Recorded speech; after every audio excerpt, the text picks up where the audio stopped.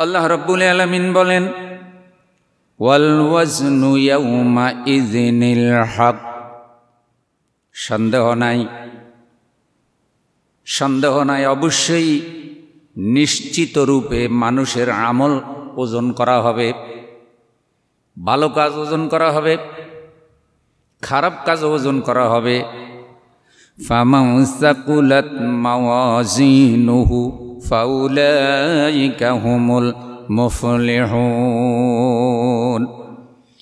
তারপর সেই দিন যার ভালো কাজের পাল্লা ভারী হবে, নেক আমলের পাল্লা ভারী হবে, আল্লাহ বলছেন সেই ব্যক্তি নিশ্চিত সফলতা লাভ করলো, তার আখিরাতের জীবনে আর কোনো চিন্তা নাই। সুবহানাল্লাহ, সেটাই সত্যিকারের সফলতা। ومن خفت موازينه فأولئك الذين خسروا أنفسهم। আর যার আমলের ওজন হালকা হবে, ভালো আমলের ওজন হালকা হবে, তার তো পাপের পাল্লাটা ভারী হয়ে যাবে, বদ আমলের পাল্লা তার ভারী হয়ে যাবে, জুলুমের পাল্লা, অন্যায় অবিচারের পাল্লা, এগুলো ভারী হয়ে যাবে। আল্লাহ বলছেন, আল্লাযীনা খাসিরু আনফুসাহুম, তারা তো নিজেদের ক্ষতি নিজেরাই করল। ব্যর্থ বান্দা, তারা বিফল, তারা হতভাগা, তারা দুর্ভাগা। হাসরের দিন যাদের পাপের পাল্লা ভারী হয়ে যাবে, নাউযুবিল্লাহ। তাহলে সত্যিকারে সফলতা, স্বাধীনতা হলো পরকালে, যেদিন বান্দা হাসতে হাসতে আল্লাহর জান্নাতে চলে যাবে। আল্লাহ আমাদেরকে সেই সফলতা দান করুন। আল্লাহ রাব্বুল আলামিন বলেন, বান্দা দুনিয়া দেখে, দুনিয়া পেয়ে আখিরাত ভুলে যেও না। সূরা আহকাফ 3 নম্বর আয়াত, 46 নম্বর সূরা। আল্লাহ বলেন, মা খালাকনাস সামাওয়াতি ওয়াল আরদা وما بينهما إلا بالحق وأجل مسمى। আসমান জমিনের সব কিছুই আমি আল্লাহ একটা নির্দিষ্ট সময়ের জন্য সৃষ্টি করেছি। আর জমিন এবং আসমানকে আমি আল্লাহ একটা নির্দিষ্ট লক্ষ্য উদ্দেশ্যের জন্য বানাইছি। সুবহানাল্লাহ। এ জমিন, আসমান সৃষ্টির মধ্যে আল্লাহর একটা উদ্দেশ্য আছে না নাই? আর এটা চিরস্থায়ী নয়, এটা একদিন ধ্বংস হয়ে যাবে।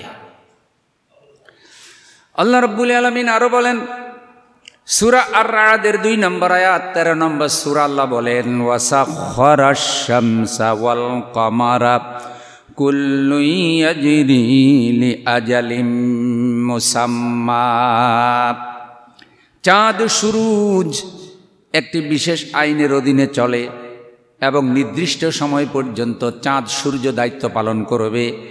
এমন একটা সময় আসবে যেদিন চাঁদ এবং সূর্য তার দায়িত্ব আর পালন করবে না। যেই দিন আল্লাহ রাব্বুল আলামিন তাদেরকে নির্দেশ দিবেন, হে চাঁদ জ্যোৎস্না দেওয়া বন্ধ করে দাও, হে সূর্য আলো দেওয়া বন্ধ করে দাও। পুরা পৃথিবী একদিন স্তব্ধ হয়ে যাবে, আল্লাহর হুকুম পালন করবে।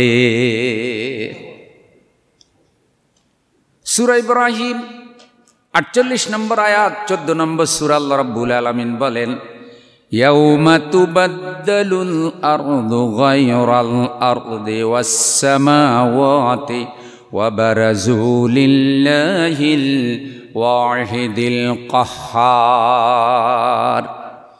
যেদিন আমি আল্লাহ রাব্বুল আলামিন জমিনকে পরিবর্তন করে ফেলব, জমিন ভিন্ন রূপ ধারণ করবে। এখন জমিন যেরকম দেখতেছ, জমিন এরকম থাকবে না। এবং আসমানকে আমি আল্লাহ গুটায় ফেলবো, আসমানও ভিন্ন রূপ ধারণ করবে। আর আল্লাহ রাব্বুল আলামিনের এ ধরনের করার ক্ষমতা আছে, কারণ সার্বভৌম ক্ষমতার মালিক হলেন আল্লাহ। সূরা আল-হাক্কা 69 নম্বর সূরার 14 নম্বর আয়াত, আল্লাহ তাআলা বলেন, ওয়া হুমিলাতিল আরদু ওয়াল জিবালু ফাদুক্কাতা দাক্কাতাও ওয়াহিদা। সেদিন জমিন এবং পাহাড়গুলোর মধ্যে আমি আল্লাহ সংঘর্ষ লাগিয়ে দেব। এবং একটা আঘাতে আসমান জমিন পাহাড় পর্বত সব ভেঙ্গে চুরমার হয়ে যাবে। আল্লাহু আকবার। এই ক্ষমতা আল্লাহর আছে না নাই? সুতরাং আল্লাহ তাআলা বলছেন, এই জমিন আমার, আমি সৃষ্টি করেছি। সুতরাং জমিনের কর্তৃত্ব, জমিনের নেতৃত্ব পাওয়ার পর ফেরাউন নমরুদের মতো আচরণ করো না। তোমার কর্মের জন্য আল্লাহর কাছে জবাব দিতে হবে। তুমি একটা জীবিত মানুষকে লুকায় রাখার জন্য আয়নাঘর বানায়েছ, আর 13 বছর 14 বছর পর্যন্ত আল্লাহর বান্দাদেরকে সেখানে আটকায় রেখেছ। নামাজের সময় বলো নাই, কোন দিন জুমার দিন সেই কথাটাও তুমি বলো নাই। তুমি নিজে যেন জাহান্নামের ফেরেশতা সেজেছ। তোমার হাতে প্রভাব, তোমার হাতে ক্ষমতা, ইচ্ছা অনুযায়ী তুমি ব্যবহার করেছ। নিরীহ নিরপরাধ মানুষ, তার শাস্তি তুমি নির্ধারণ করেছ, অথচ তার কোনো অপরাধ নাই। 13 বছর 14 বছর জীবিত মানুষকে তুমি কবরের ভিতরে ঢুকায় রেখেছ। আল্লাহ কিন্তু তোমার এইসব অন্যায়, অপবাদ এবং এই জুলুম অত্যাচারের বিচার করবে, কারণ সব বিচারকের মহাবিচারক তিনি আল্লাহ।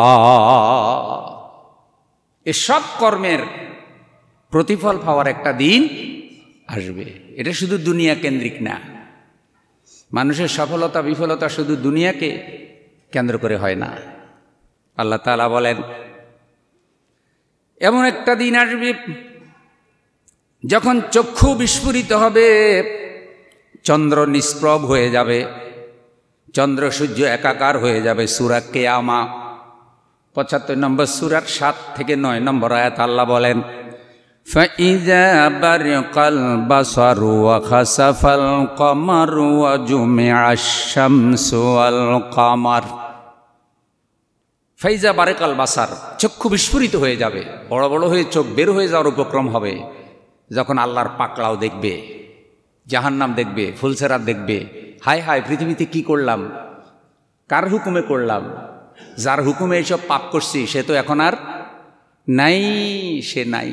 আহা, কোরআন বলছে অপরাধীকে ধরে আনা হবে, যার নির্দেশে অপরাধ করেছে, হুকুমের আসামি। তার বাহিনী, তার সাথে 10 জন 12 জন ছিল, বা 30 জন 40 জন ছিল, যাই ছিল, এদেরকে অন্যায়ভাবে সে ব্যবহার করেছে। ওদের জন্য যখন জাহান্নাম নির্ধারিত হবে, তখন বলবে, আমাদের নেতাকে আনো, আমাদের উপরে যিনি আছেন, আমরা তো উপরের নির্দেশে কাজ করেছি, তাকে নিয়ে আসো। তাকে নিয়ে আসা হবে। তখন বলবে, ওনার নির্দেশে আমরা পাপ করেছি, অন্যায় করেছি, জুলুম করেছি, আল্লাহ আমরা ওনার আনুগত্য করেছিলাম। কোরআন বলছে, কিভাবে বলবে, রব্বানা আতানা সাদাতানা ওয়া কুবারানা ফাআদাল্লুনাস সাবিলা। এরা প্রভাব প্রতিপত্তি নিয়ে আসতো। এরা যখন আসতো মনে হতো যেন বাপরে বাপ, রোড ঘাট কাঁপাই আসতেছে। মানুষ এদের জন্য ফুলের মালা দিত, এদের জন্য অভ্যর্থনা গেট বানাতো, এদেরকে গালিসা সংবর্ধনা দিত। এরা এভাবে আসতো। আর এদের প্রভাব, এদের চেয়ার, এদের প্রতিপত্তির কারণে আতানা, আমরা এদের আনুগত্য করেছি। এরা ছিল প্রভাব প্রতিপত্তির অধিকারী। এখন আল্লাহ, আমরা তো জাহান্নামী হয়ে গেলাম, তো এখন এদেরকে ধরেন, এরা হুকুমের আসামি, এরা নির্দেশ দিয়েছে, আমরা কাজ করছি। আচ্ছা, এই কথা বললে কি একটা অপরাধী পার পেয়ে যাবে? আমি আপনাদের মসজিদের খতিব, আমি যদি বলি আপনারা এই পাপ করেন, সাথে সাথে করা শুরু করছেন, আর আল্লাহর কাছে বলবেন যে খতিবই বলছে, তাহলে কি আপনি পার পেয়ে যাবেন? পার পেয়ে যাবেন না। তখন কোরআন বলছে, সে বলবে যে এই আজকে যে আল্লাহর কাছে আমার নামে বিচার দাও, তুমি কি সুযোগ সুবিধা নাও নাই? তুমিও তো আমার নাম করে সুযোগ সুবিধা নিছ। আমি কি তোমার এগুলো করতে বলছিলাম? তুমি এইসব করার বিনিময়ে প্রমোশন নিছ, তুমি এইসব করার বিনিময়ে বাড়ি গাড়ি সুযোগ সুবিধা নিছ, তোমার ছেলের চাকরি দিছ, তোমার আত্মীয় চাকরি দিছ। তোমার আমি নির্দেশ দিছি একটা কাজ করতে, তুমি নিজে করছো 10টা অপরাধ, আর দোষ দিছ আমার। হয় কি হয় না? ধরে নিয়ে কেউ উপরের নির্দেশ। হোয়াট ইজ উপর? উপর আবার কেডা? সবার উপরে কে? তা আল্লাহকে এগুলো করতে কইছে, তাহলে তুমি উপর আবার কারে বুঝাইতে চাও? যাকে উপর বুঝাইতেছ সে তো আল্লাহর নিচে, আল্লাহর উপরে তো না। তখন সে বলবে যে আল্লাহ, এরা যে অপরাধগুলি করছে, এরা নিজেরাও ভালো মানুষ ছিল না, এরা লুবি ছিল, এরা খারাপ ছিল। এখন আল্লাহ আপনার সামনে আমারে ধরা খাওয়াই দিছে, সুতরাং ওদেরকে বলবে তোমাদের পাপ তোমাদের, আমার আমল আমার। আরও বলবে আমাকে দোষ দিতে, যদি আমি তোমাদেরকে দোজগে রেখে আমি নিজে বেহেশতে চলে যেতাম, তো তোমরাও দোজগে, আমিও কি জাহান্নামে। আমি দুনিয়াতেও তোমাদের সাথে ছিলাম, আর এখানেও তো তোমাদের সাথেই আছি। আমি তো বিশ্বাসঘাতকতা করি নেই, বুঝেন নেই কথাটা? তোমরা যেই জায়গায় আমিও কি সেই জায়গাতে, আমার দোষ দাও কেন? কোরআনুল কারীম বলছে তারা তখন বলবে, আল্লাহ দুনিয়াতে যদি এই লোকটা আমাদেরকে এভাবে বলতো তাহলে আমরা এত পাপ করতাম না, এত অন্যায় করতাম না। রব্বানা আতিহিম দি'ফাইনি মিনাল আযাব ওয়ালআনহুম লা'নান কাবীরা।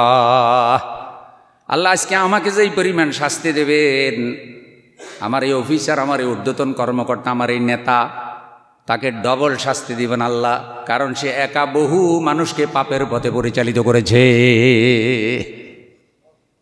আমাকে যা শাস্তি দিবেন তাকে তার কি দিবেন? ডাবল দিবেন। কার কাছে কয়?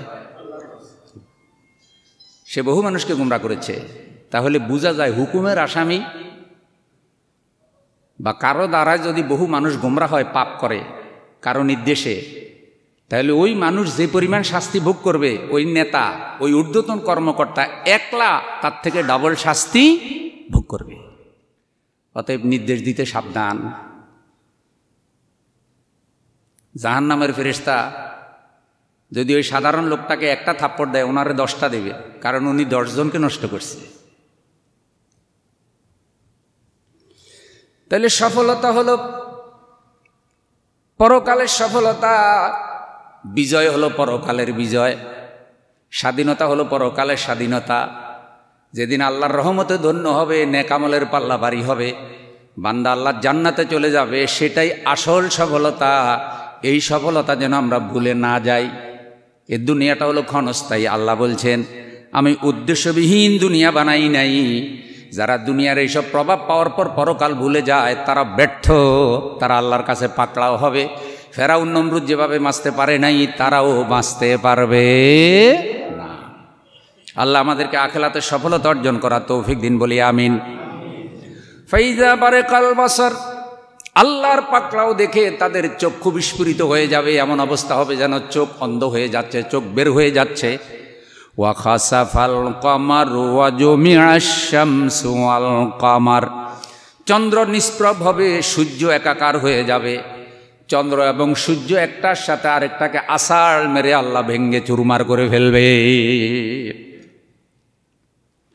আল্লাহ রাব্বুল আলামিন আরো বলেন, এমন একটা সময় আসবে, ইযা শামসু কুওয়ারাত ওয়া ইযান নুজুমু কাদারাত ওয়া ইযাল জিবালু সুয়্যিরাত ওয়া ইযাল ইশারু উত্তিলাত।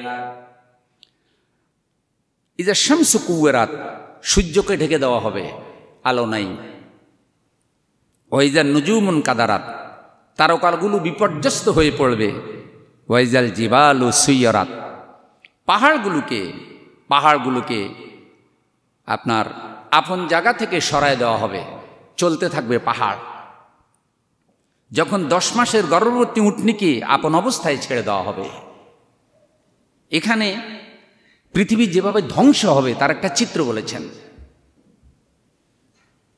বান্দা যখন মারাত্মক ভয় পায়, ভয়ে অনেক সময় বান্দা পেশাব করে দেয়, ভয়ের চোটে পেশাব করে দেয়। বান্দা যখন ভয় পায়, মারাত্মক ভয়ের কারণে গর্ভের বাচ্চা ডেলিভারি হয়ে যায়। 10 মাসের গর্ভবতী উটনি এত ভয়ঙ্কর আঘাত করবে, তার গর্ভের বাচ্চা জমিনে পড়ে যাবে।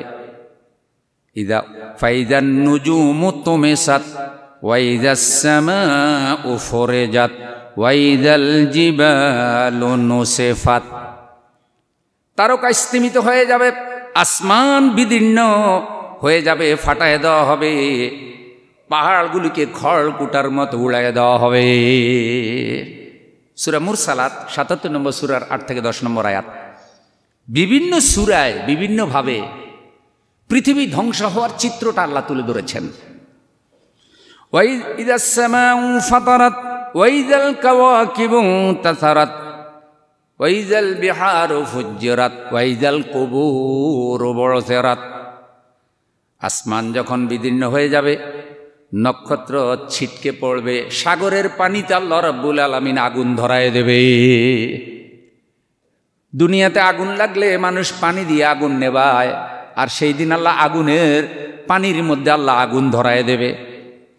আল্লাহ রাব্বুল আলামিন বলছেন জমিন ফেটে যাবে, জমিনের ভিতরে যত খনিজ পদার্থ জমিন সব উপরের দিকে বমি করে দেবে। মানুষ যেভাবে বমি করলে পেটের খাবার বের হয়ে যায়, জমিন তার পেটের ভিতরের সব কিছু উপরের দিকে বমি করে ফেলবে।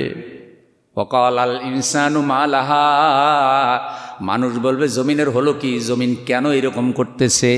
আমার বন্ধু, কোরআন থেকে আমি আপনাদের সামনে এই চিত্রটা কেন দিলাম? এই চিত্রটা এ কারণে দিলাম, এই দুনিয়া আল্লাহর সৃষ্টি, আল্লাহর লক্ষ্য উদ্দেশ্যহীন দুনিয়াটা বানান নাই।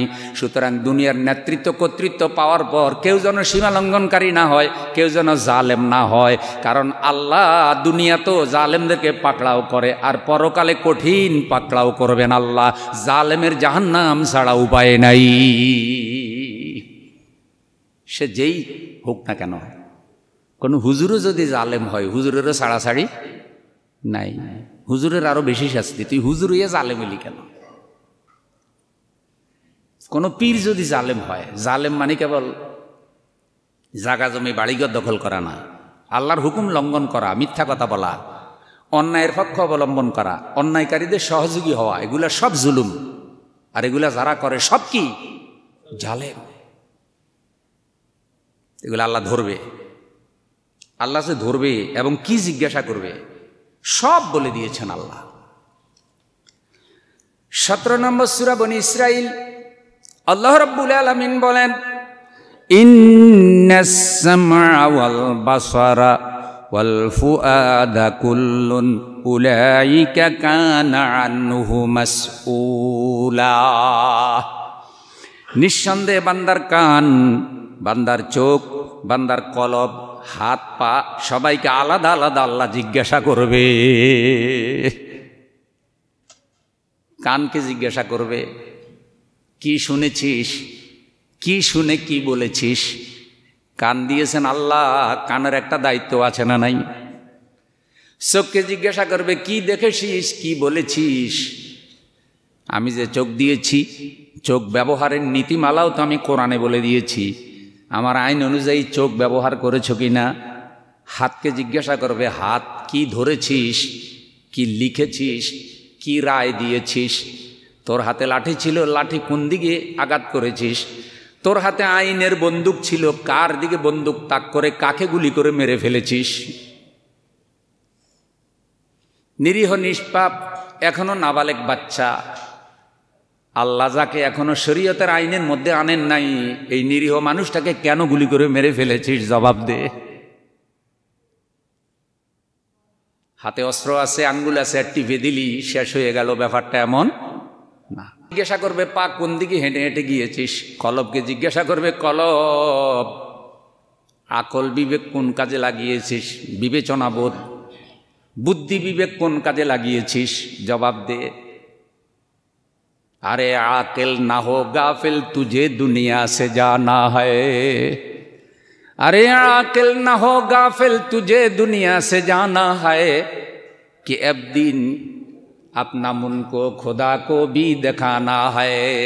একটা উর্দু কবিতা, শেষের বাক্যটা সম্ভবত এমনই, হে জ্ঞানী, হে বুদ্ধিমান, বেকুবের মতো কাজ করো না, আকল বিবেক খরচ করো। তোমার এই চেহারা একদিন তোমার আল্লাহর সামনে দেখাতেই হবে। সেই দিনকে অপরাধী হিসেবে দাঁড়িয়েছ নাকি নেকামলকারী ন্যায় বিচারকারী হিসেবে দাঁড়িয়েছ, এটা আল্লাহর সামনে তোমাকে প্রমাণ করতে হবে। সূরা ইয়াসিনে আল্লাহ বলেন আল-ইয়াওমা নাখতিমু আলা আফওয়াহিহিম ওয়া তুকাল্লিমুনা আইদিহিম ওয়া তাশহাদু আরজুলুহুম বিমা কানু ইয়াকসিবুন। সেই দিন আল্লাহ মুখের উপরে মোহর করে দিবেন। দুনিয়াতে মানুষ মুখ দিয়ে কথা বলে, সেই দিন মুখ দিয়ে কথা বলতে পারবে না। হাত কথা বলবে, পা সাক্ষ্য দেবে, চোখ কথা বলবে, অন্তঃকরণ কথা বলবে। অপরাধীরা, পাপীরা তোমাদের হাত, তোমাদের চোখ, তোমাদের পা সেদিন তোমাদের বিরুদ্ধে চলে যাবে। ছেলে মেয়ে স্ত্রীর তো কথাই নাই। ছেলে মেয়ে স্ত্রী সন্তানাদি কেউ তোমার আশেপাশে নাই। ছেলে মেয়ে স্ত্রী সন্তানাদি বন্ধু বান্ধব কেউ যে তোমার পাপের দায়িত্ব নেবে না। তোমার নেতা তো দূরের কথা, তোমার ঊর্ধ্বতন কর্মকর্তা তো দূরের কথা, সেই কথাও তো আল্লাহ কোরআনে বলেছে। কিচ্ছু বাকি রাখেন নাই আল্লাহ। ইয়াউমা ইয়াফিরুল মারউ মিন আখিহি ওয়া উম্মিহি ওয়া আবিহি ওয়া সাহিবাতিহি ওয়া বানিহি লিকুল্লি ইমরিইম মিনহুম ইয়াউমা ইযিন শাআনুন ইউগনি। সেদিন ভাই ভাই দেখে পলায়ন করবে, বোন ভাই দেখে পলায়ন করবে, ভাই বোন দেখে পলায়ন করবে। দুনিয়াতে মজবুত বন্ধন স্বামী স্ত্রী, আল্লাহর পাকড়াও যখন দেখবে, ফুলসেরাত যখন দেখবে, হাসরের দিন যখন দাঁড়াবে, স্বামী স্ত্রীও তার বন্ধনের কথা মনে রাখবে না। স্বামী বলবে স্ত্রীকে চিনি না, স্ত্রী বলবে স্বামীকে চিনি না। ও আমার বন্ধু, সন্তান পিতামাতার পরিচয় দেবে না, পিতামাতা সন্তানের পরিচয় দেবে না। মনটা নরম করে একটু শুনেন। চকবাজারে যখন আগুন লাগলো একটা বিল্ডিংয়ে, একটা কক্ষের মধ্যে অবুঝ বাচ্চা আটকা পড়ে গেল। মা তার বাচ্চাকে বাঁচানোর জন্য কক্ষের মধ্যে ঢুকে গেল আগুনের মধ্যে, মার বের হতে পারল না। জীবিত মা, জীবিত সন্তান পুড়ে ছাই হয়ে গেল। সন্তানের ভালোবাসা এত মজবুত ভালোবাসা, নিশ্চিত মৃত্যু জেনেও মা সন্তানকে বাঁচানোর জন্য অগ্নিগর্ভের মধ্যে ঢুকে পড়লো একটা কক্ষে, মার জীবন শেষ হয়ে গেল। এত মজবুত ভালোবাসা। এই মজবুত ভালোবাসা পরকালে মাও ভুলে যাবে, সন্তানও ভুলে যাবে। তাহলে বলেন, মা যদি সন্তানকে ভুলে যায়, সন্তান যদি মাকে ভুলে যায়, তাহলে দুনিয়াতে কোনো নেতা, কোনো কর্মী, কোনো ঊর্ধ্বতন কর্মকর্তা, তার অধীনস্থ কারো সম্পর্ক থাকবে নি। সেই দিন নেতা বলবে না আমার নির্দেশে গুলি করছে, ওদের কোনো দোষ নাই, আল্লাহ আমার জিজ্ঞাসা করেন, ওদেরকে ছেড়ে দেন। আর ওরাও বলবে না আল্লাহ ওনার নির্দেশে করছিলাম, আমাদেরকে ছেড়ে দেন, ওনারে ধরেন। কোনো সম্পর্ক থাকবে না। যে যার আমলের জবাব দেওয়া লাগবে। একা একা একা একা, কেউ নাই।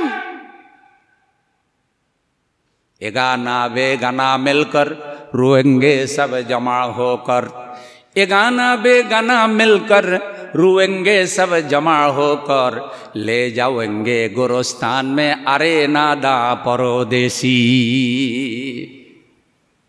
হে বেকুব, নাদান, জাহেল, ক্ষমতা পেয়ে, প্রভাব পেয়ে, চেয়ার পেয়ে যা ইচ্ছা তা করিও না। তাকে দেখো তোমার বন্ধু বান্ধব তোমাকে সাজাইয়া গোজাইয়া যখন কবরে রেখে আসে, দাফন করে চলে আসে, তোমার সাথে আর কেউ নাই। এবার তোমার আমলের জবাব তুমি দাও, যা করিয়া গেছো তার হিসাব শুরু। ওটা মনে রাখো। তো ওইটা যারা মনে রাখে তারা কখনো পৃথিবীতে সীমা লঙ্ঘন করে না। আল্লাহ আমাদেরকে সীমা লঙ্ঘন করা থেকে রক্ষা করুন। হ্যাঁ, আমি এটাই বুঝাতে চাচ্ছি ভাই। তাহলে সত্যিকারের স্বাধীনতা যদি আমরা জান্নাত লাভ করতে পারি, ওটাই আসল স্বাধীনতা। কথা কি বোঝা গেল? সত্যিকারের সফলতা যদি আমরা ফুলসেরাত পার হয়ে যেতে পারি, যদি আমরা কবরে পরীক্ষায় পাশ করতে পারি, যদি হাসর মিজানে আমরা ভালো ভালো পার হয়ে যাই, তবেই তো ইমানদারের আনন্দ। ইমানদারের তো আসল আনন্দ তখন। তবে দুনিয়াতে আনন্দ হলো কি? দুনিয়াতে যদি কখনো আপনি অন্যায়ের প্রতিবাদ করেন, আর যদি দেখেন যে অনেক মানুষ আপনার সাথী হয়েছে আর অন্যায় পরাজিত হয়েছে, ন্যায়টা বিজয়ী হয়েছে, তো সেখানেও কিছু সাময়িক আনন্দ আসে কি আসে না? কিন্তু সে আনন্দের কারণে কেউ যেন সীমা লঙ্ঘনকারী হয়ে না যায়, কেউ যেন সীমা লঙ্ঘনকারী হয়ে না যায়। সবাই সীমার মধ্যে থাকবো। আল্লাহ আমাদেরকে কবুল করুন। প্রিয় ভাইয়েরা আমার, আল্লাহ রাব্বুল আলামিন বলছেন, বান্দা ভালো করে শুনো। সূরা আম্বিয়া 21 নম্বর সূরার 47 নম্বর আয়াত, وَنَضَعُ الْمَوَازِينَ الْقِسْطَ لِيَوْمِ الْقِيَامَةِ فَلَا تُظْلَمُ نَفْسٌ شَيْئًا وَإِنْ كَانَ مِثْقَالَ حَبَّةٍ مِّنْ خَرْدَلٍ آتَيْنَا بِهَا وَكَفَى بِنَا حَاسِبِينَ। নির্ভুল পরিমাপকারী মিজান সেদিন স্থাপন করা হবে। একটু খেয়াল করেন আল্লাহ পাকের শব্দ চয়ন। আল মাওয়াজিন আল কিস্তা, নির্ভুল পরিমাপকারী যন্ত্র। আচ্ছা, বাংলাদেশে যারা ব্যবসায় ভেজাল দেয় তারা মাঝে মধ্যে পাল্লার মধ্যে ভেজাল ঢুকাই দেয়, তো যেটা দিয়ে ওজন করবো ওইটাই ভেজাল। আরে আমি আগে যে মসজিদে জুমা পড়াতাম, খুব ভদ্র একজন মুসল্লি, প্রথম কাতারে নামাজ পড়তো, খলিল মাদবর ভাই, এখন মরে গেছে, আল্লাহ তাকে জান্নাত নসিব করুক। কাঁচা বাজারে দেখি যে এক তরকারিওয়ালারে লাঠি লিয়ে দূরে যেতেছে মারার জন্য, আমি দূরে দাঁড়ানো। তো ওই টাইমে আবার আমি যাওয়াটাও হুজুরকে মনে করি নাই, কারণ কিছু সময় আছে ওখানে হুজুর গেলেও অসুবিধা, সব জায়গায় যাওয়া সাজে না। দেখলাম যে ওখানে যে পরিবেশ, আমি গেলে একটা বিব্রতকর অবস্থা পড়ে দূরে দাঁড়িয়ে আছে। তো একজন গিয়ে মাদবর ভাইকে ধরছে। মাঝে মধ্যে দেখবেন সোজা মানুষ যদি গরম হয় তারা থামানো যায় না, তো মারতে যাইতেছে। তো আমি একজনকে ইশারা করলাম, বাইরে ধরে আমার কাছে নিয়ে আসেন। তো আসছি, দেখি যে হাঁপাইতেছে। ভাই ও রাগ হয়েছেন কেন? কয় যে ওর থেকে আমি আধা কেজি কাঁচামরিচ নিছি, ও আমারে 150 গ্রাম কম দিছে। কম দেওয়ার পর আমি ওর বাটকারা লইয়া দেখলাম যে বাটকারার নিচে দিয়ে ছিদ্র করিয়া ওই 150 গ্রাম সরাই ফেলছে। আগে তো বাটকারা ছিল যে লোহার, দেখছেন না? মাঝে মধ্যে সরকারি লোক আসতো, আইসা সব বাটকারা ধরতো। তো একদিন দেখি যে সব বাটকারা এক জায়গায় করছে। আমার একে হুজুর কি ওয়াজ করলেন? আপনার ওয়াজে ব্যবসায়ীরা শুনে না, সবাই বাটকারা নিচে দিয়ে কুচাইয়া ওই কামারের দোকানে নিয়ে 100 গ্রাম 150 গ্রাম করে কমাই দিছে। এখন বাটকারা তো এভাবে দিছে, নিচে তো 100 গ্রাম কি নাই। তো সারাদিন যে 1 মন 2 মন 10 মন আলু বেচলো, 100 গ্রাম করে কম গেলে কি অবস্থা হয়েছে? আর এখন যে ডিজিটাল পাল্লা, আল্লাহ না করুক, এখানেও নাকি 2 নম্বরই করা আরো সহজ। তাহলে দাঁড়ি পাল্লার মধ্যেও মাঝে মধ্যে ভেজাল ঢুকায় কি ঢুকায় না? ঢুকায়। দেখবেন আমাদের আদালতে পাল্লা আছে, আদালতের প্রতীক কি পাল্লা? দাঁড়ি পাল্লা। একদিকে অপরাধ, আরেকদিকে ন্যায় বিচার, দুইটা সমান হয়, এটা পাল্লা ধরে। এখন উপরে পাল্লা রাইখা ভিতরে যদি অবিচার হয় তাহলে পাল্লার মর্যাদা থাকেনি। আমার এক মুসল্লিকে, হুজুর কারেন্টের কাজ করতে গেছি, যাইয়া দেখি যে যিনি চেয়ারে বসা তিনি উপরে লিখে রাখছে, কোনো দালাল, কোনো দুর্নীতিবাজ, ঘুষখোরের কাছে কাজ দেবেন না, ঘুষ চাইলে ঊর্ধ্বতন কর্তৃপক্ষকে জানান, এসব লিখে রাখছে। অথচ যেই লোক চেয়ারে বসা, সে ওনারা 1 সপ্তাহ যাবৎ ঘুষের জন্য ফাইল ছাড়ে না,